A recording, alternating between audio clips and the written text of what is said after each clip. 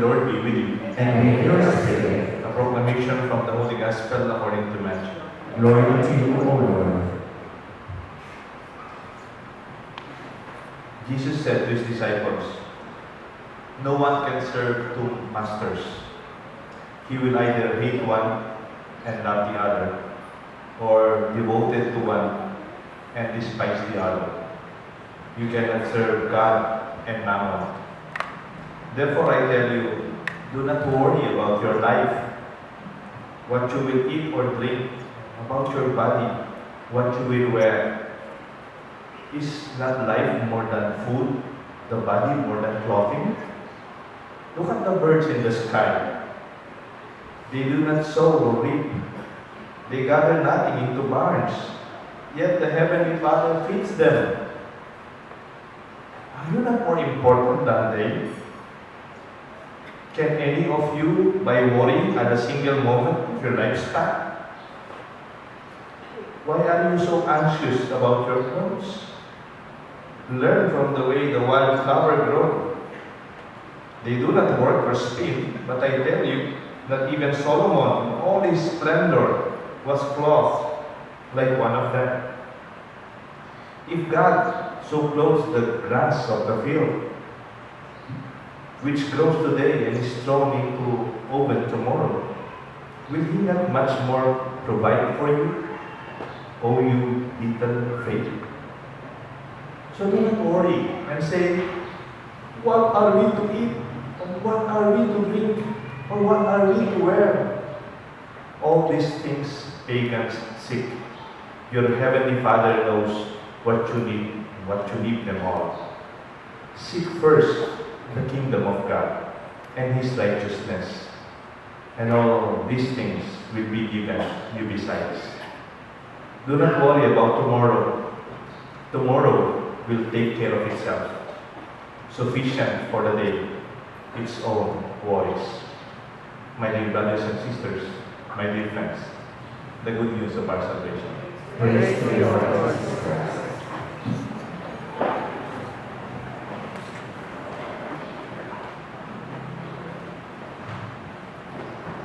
I entitled my reflection today, Day by Day. Day by day. Not about tomorrow, next year, or the coming years, or even yesterday, or many years before us. It's just today. The theme of the Mass, the theme of the Gospel, to appreciate what is given to you today. To live life day by day. Meron pong isang song that we usually sing in the seminary when we pray. It's not really a Broadway musical song. It's a religious song. Ganito po yung lyrics niya. Day by day, O sweet Lord, three things I pray. To see you more clearly, to love you more dearly, to follow you more nearly, day by day. Actually, I was supposed to sing it, but I realized it will ruin your day. I asked the choir to practice it. Can you sing it for us?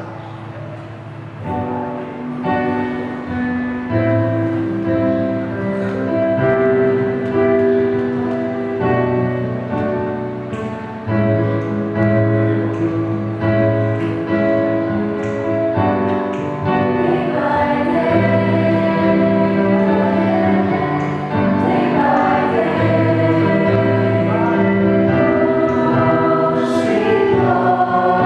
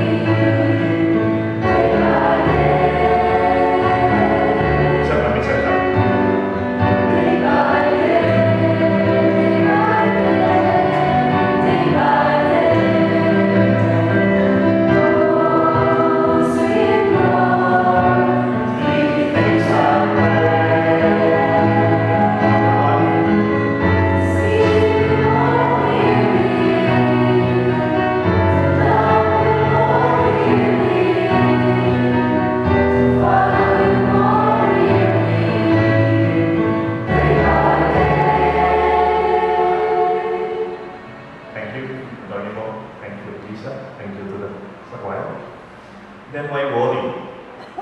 A lot of people today worry so much about what will happen tomorrow.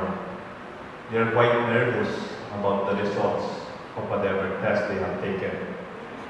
Maybe they would like to predict the future, or very stressed about what will happen next, or so miserable as their attitude. Di ba sa Itbulaga, mayroong wala yan sa lolo ko? Mas magaling, mas matindi ang lolo. You know, in a negative way, meron din ganyan. Wala yan sa akin. Yung, I am miserable than you. Parang the expression of miserable than thou attitude. That sometimes we feel, mabuti pa sila. Mabuti pa siya. Mabuti pa kapitbahay ko.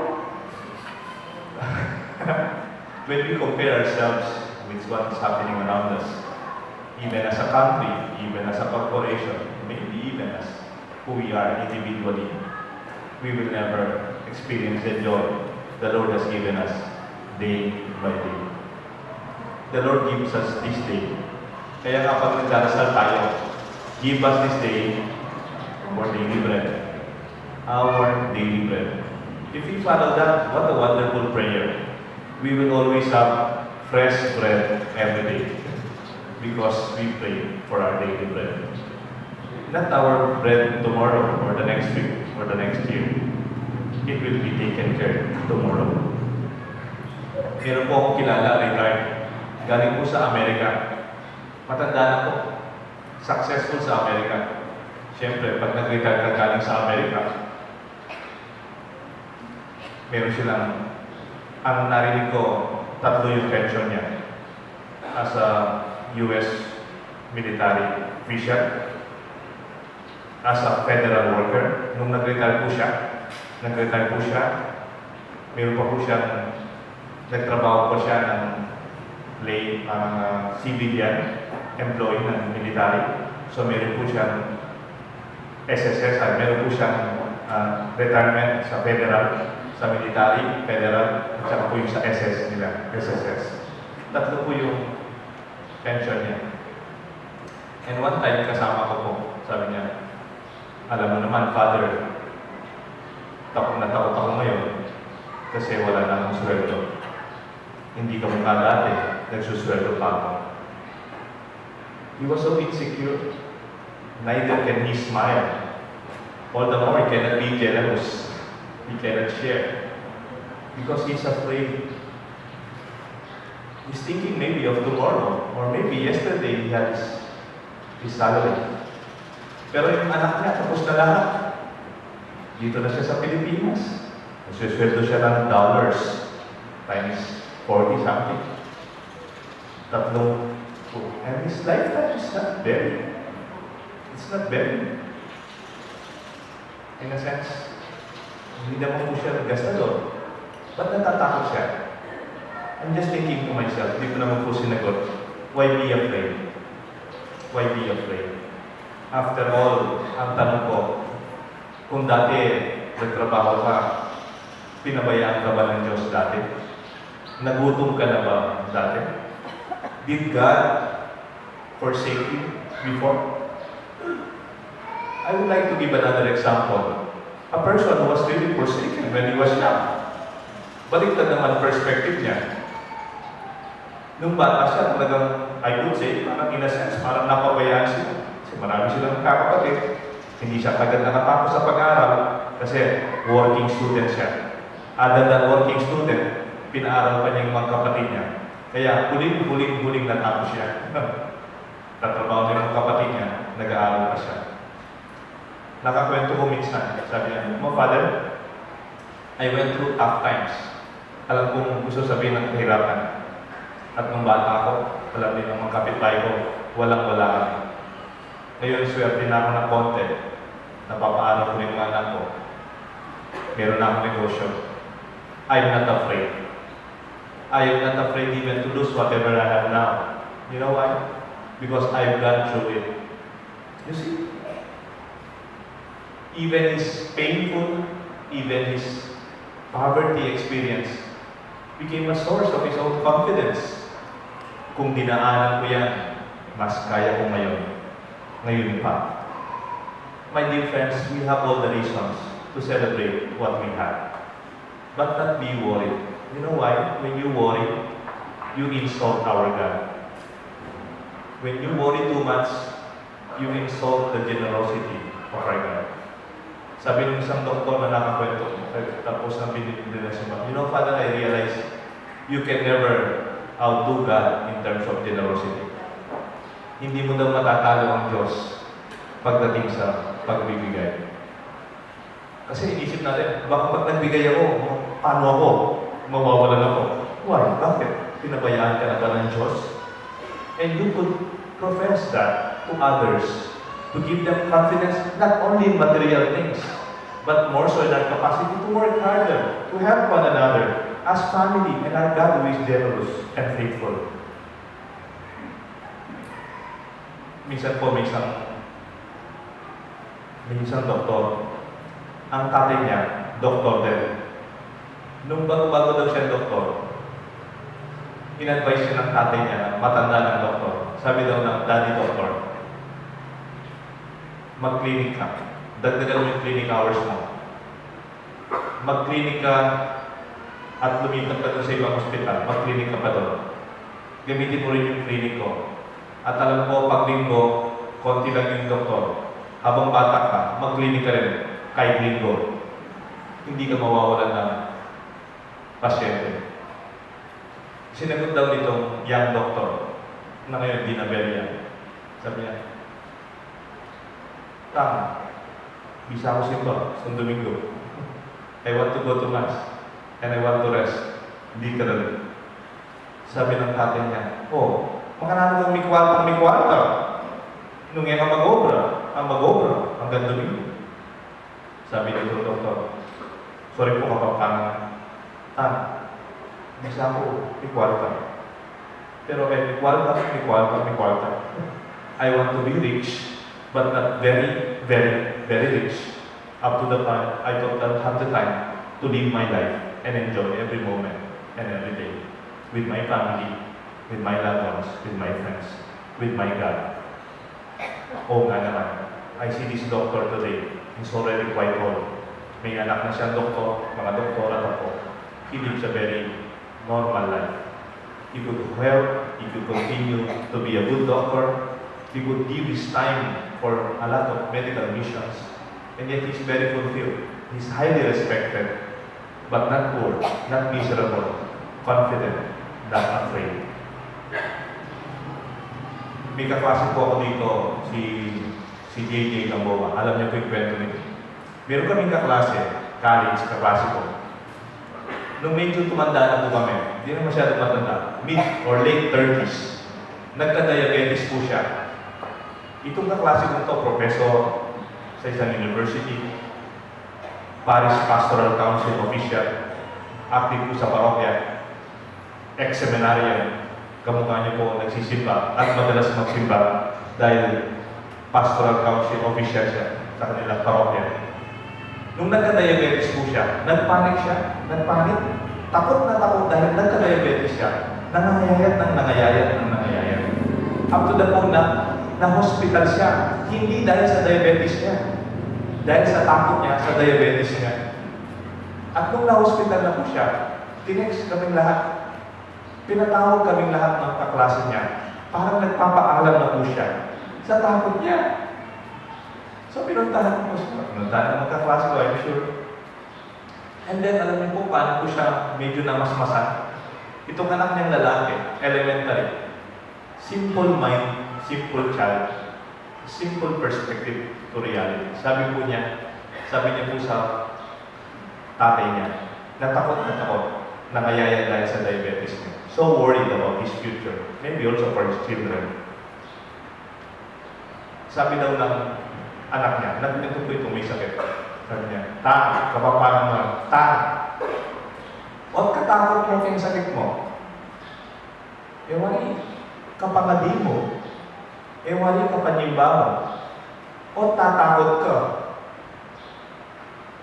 Alam niyo, sabi ng kaibigan ko, kaklase ko, may mas masang napahiya ko sa anak ko. Simpleng tanong lang. Di ba nagdarasal ka?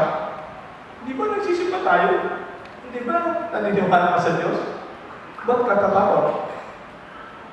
In a sense, the simple question of his son helped him to stand again and redirect his perspective. With faith, I hope we could overcome our own fears and worries. Sayang naman po pananampalataya ang pagsisimba, ang pagdarasal, kung hindi nakikita sa buhay na mapayapa at walang takot. Kaya nga po, sabi ng isang matanda, at abogado po siya, tsaka CPA. Ang pangalan niya po, Attorney Frank Villanueva. Bless his soul. Favorite ko po ito talaga, kahit sa akin bilang pare. It's my motto when it comes to material things. Can we read it together? Nothing beats a moderate life. May I repeat? Nothing beats a moderate life. Nothing beats. Walang tatalo sa buhay na simple. Gusto mong mag-hamburger? Kaya mo. Gusto mong manood ng sine? Kaya mo. Gusto mong mag-tsokolate at batirol at saka may ano ito?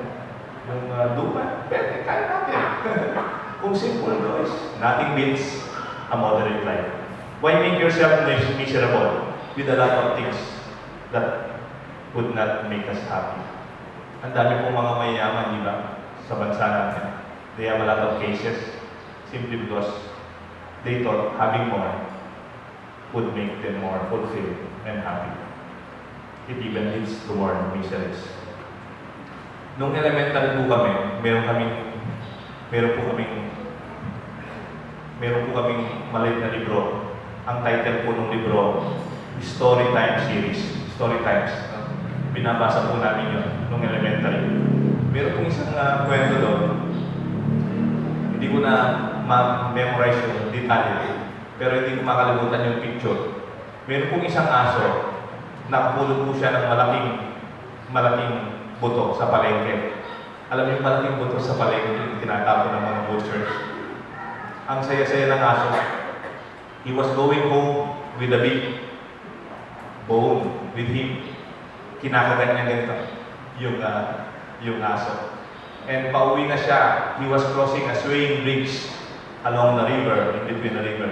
And as he was crossing, medyo gabi ng ganito, he saw the reflection of himself. Nakita niya yung sarili niya sa tubig.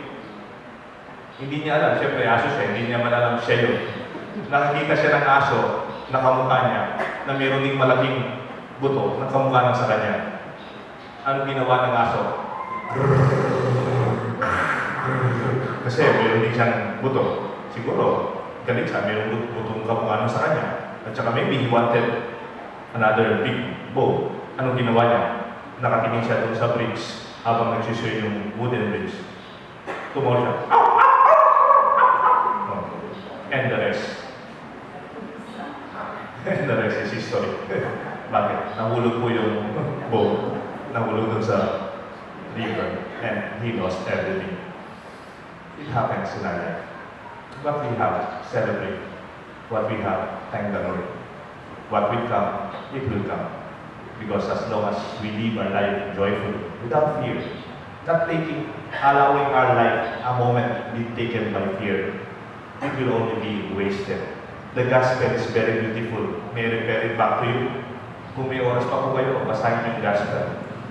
Matthew chapter 6, 24 to 34. Yes.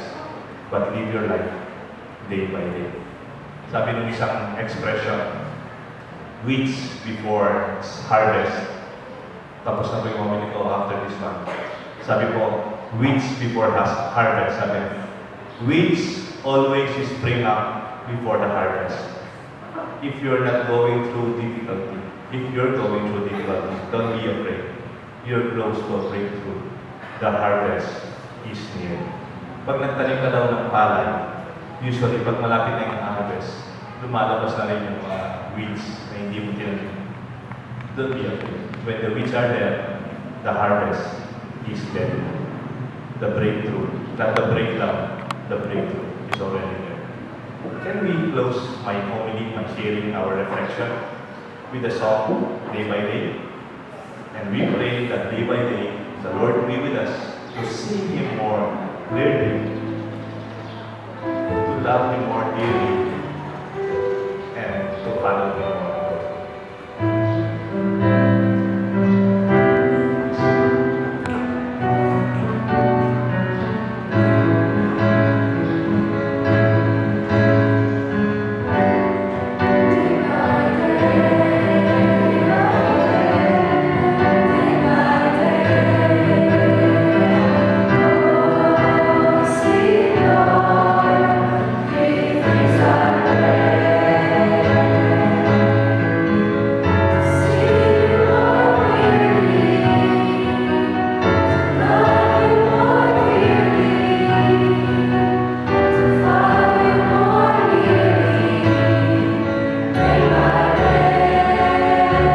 Let me sing the heart together.